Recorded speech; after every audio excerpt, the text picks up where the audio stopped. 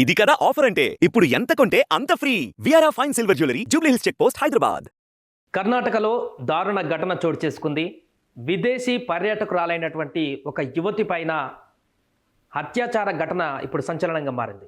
Israel దేశం నుంచి వచ్చినటువంటి ఆ మహిళ భారతదేశంలో పర్యటిస్తున్నటువంటి సందర్భంలో కర్ణాటకలో ఊహించని పరిణామం ఒక్కసారిగా భయాందోళనకు గురిచేసింది.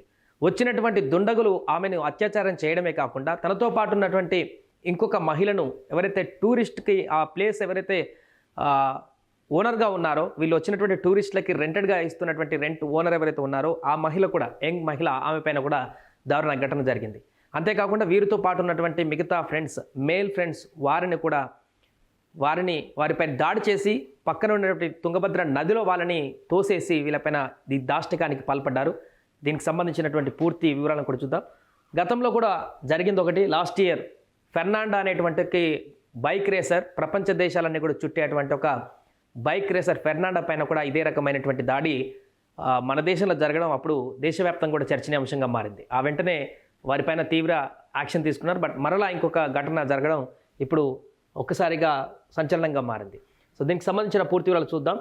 ఇజ్రాయలీ సహా ఇద్దరిపై గ్యాంగ్ రేప్, మరో 3 టూరిస్టులపైన దాడి, కాలువలోకి నెట్టివేయడంతో ఒకరు మృతి. కర్ణాటకలోని హంపీలో దారుణం, నిందితుల్లో 4 అరెస్టు.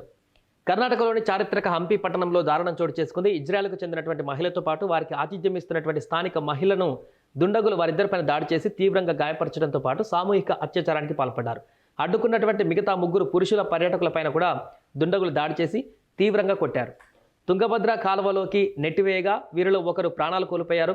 ఘటనపైన బాధితుల ఫిర్యాదు మేరకు పోలీసులు కేసు నమోదు చేసుకొని నిందితులను పట్టుకున్నారు. పరారీలో ఉన్నటువంటి మరొక నిందితుల కోసం కూడా గాలిస్తున్నారు.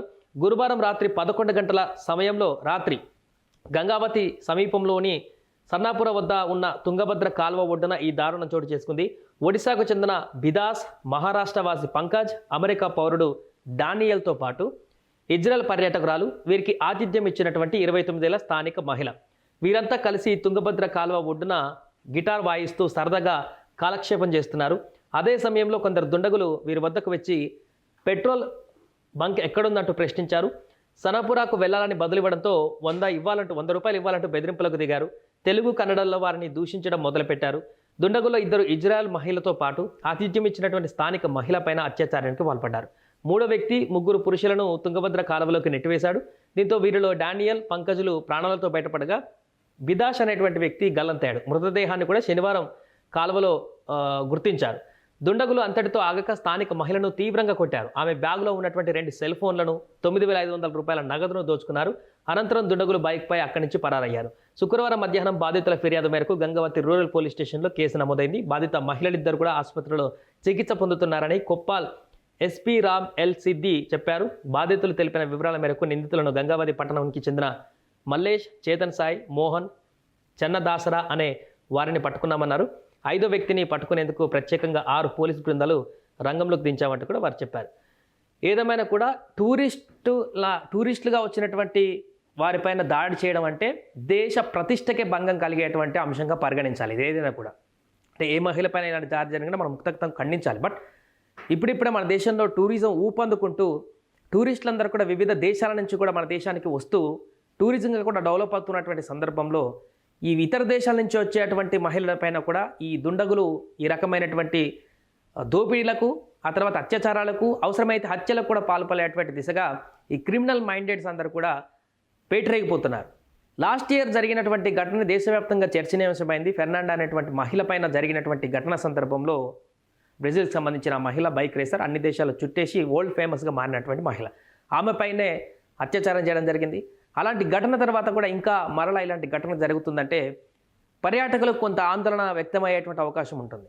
పర్యాటకంగా ఎక్కడికైనా ప్రాంతాలకు విజిట్ చేయాలన్నా, అక్కడికి వెళ్ళి ఆ నేచర్ని ఎంజాయ్ చేయాలన్నా కూడా ఇప్పుడు పర్యాటకులు భయపడేటువంటి పరిస్థితి ఏర్పడుతుంది.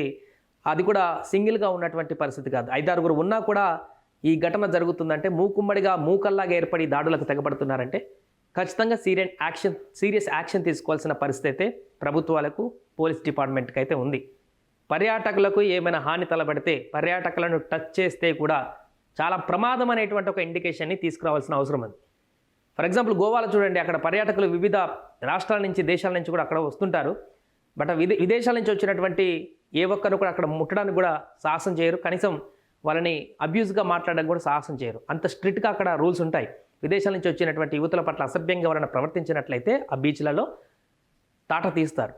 ఇలానే అన్ని ప్రాంతాలలో కూడా అదే రకమైనటువంటి పరిస్థితి ఉండాలి. ముఖ్యంగా పర్యాటకంగా అభివృద్ధి చెందాలనుకుంటే ఇతర దేశాల నుంచి వచ్చినటువంటి వ్యక్తులపైన గౌరవభావం అనేది ఉండాలి. మన దేశంలో చాలామందికి ఉంది, వచ్చినటువంటి అతిథులకు ఆతిథ్యం ఇచ్చేటువంటి అవకాశం చాలా ఎక్కువ మన దగ్గర చూస్తాం. బట్ ఇలాంటి దుండగులు ఎవరైతే ఉంటారో క్రిమినల్ మ్యాండేట్స్ తోటి, వారిని గనక అడ్డుకోలేకపోతే, వారిని గనక అరికట్టలేకపోతే, వారికి గనక ఒక భయాన్ని అనేది కలిగించలేకపోతే భవిష్యత్తులో దీని పరిణామాలు ఇంకా వేరే రకంగా మారేటువంటి అవకాశం అయితే స్పష్టంగా కనిపిస్తోంది. సుమన్ టీవీలో మీ పర్సనల్ అండ్ బిజినెస్ ప్రమోషన్స్ కోసం కింది నెంబర్కి కాంటాక్ట్ చేయండి.